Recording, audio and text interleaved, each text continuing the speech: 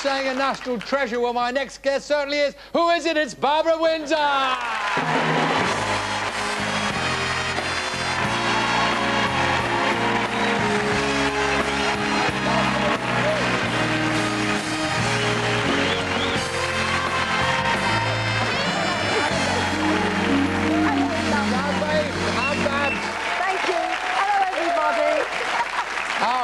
Those boots, Aren't they good? Put them up here. They're my Christmas boots, darling. Oh, they're very nice.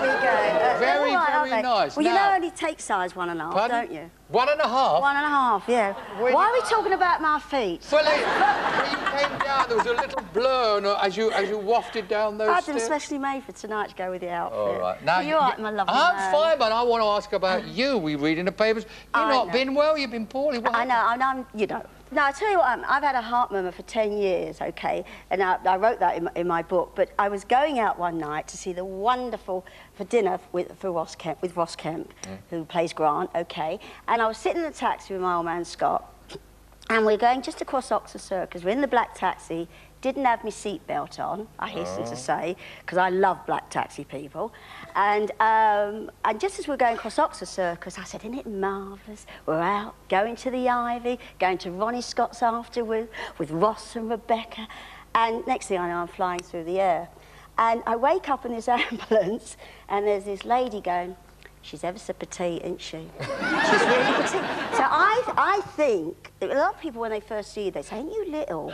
So I woke up and I said, yeah, I am, I'm ever so little. She said, no, Bar.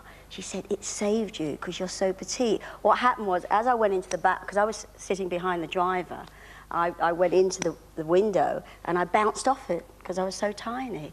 And then I went into hospital and they were wonderful. Thank you, UCH. Aren't they great? Aren't they Yeah. It's not hard work. That's hard work. Of course it is. So, you're going to take a year off? A year? What am I going to do? Well, I can imagine. Within a month, the first couple of weeks are going to be fantastic. The musicals. It'll take you a month to get over the fact you haven't got to rush off to rehearsals. Where's my script? It will be nice. And then you'll suddenly be going, what am I going to do? I know, I'm like, well, we're like that, aren't we? But, you know... You're not going to take a year out. I can tell you not. No, of course not, dear. Yeah, but you're going to try. But I'm going to take a year off from EastEnders. That's what I'm going to do, because I think I owe it to them. Because if I'm coming in a bit of a state... Talking about new people coming in, can I ask you? Shane, what do you... Oh, darling, isn't he fabulous? I tell you what, Shane Richards. As Peggy Mitchell, I go... I've got some scenes where I go, you're like a breath of fresh air, you are. And that's exactly what he's like. He is absolutely wonderful. He's just what we needed, that Cockney charm. He's brilliant. Of course, we have a right old laugh, don't we, me and him, because we're the same school. What do you do in a day there? Do you ever get a break? Well, we work all the way through, and then 1 o'clock is lunch, but unfortunately there's a show on at lunchtime that we all watch in the makeup room. Nice. Yeah, and we just think the greatest combination, Desamel, ever. Oh, Made in heaven, that is. Thank That is absolutely fantastic. So we watch a bit of telly. Then the afternoon, I get in extra early because that's what I do. If I'm called in at 7, I get in at 6:30 because it's going back from year. Well, the old pro in you. It's silly, isn't it? But that's the way I like to be. Check your props. All that, and I don't have to. That's the funny thing is they do it for me.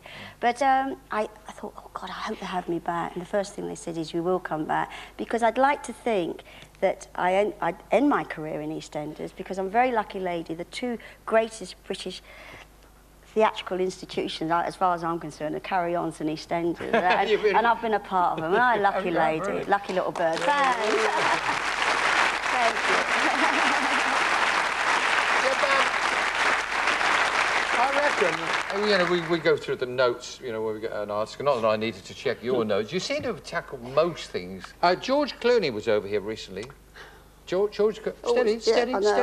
He's looking for a leading lady, Would you ever sort of... I mean, could you tackle that sort of thing? Would you go for that? If I still see myself in those... I love to be a support, pardon the expression. I like to be a kind of a small role, I've always liked to be the second, the third. You don't have it all.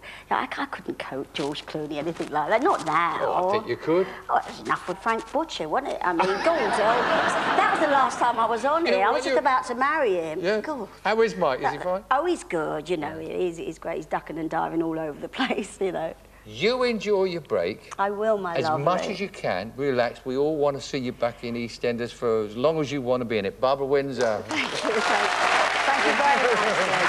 Okay. Barbara Windsor.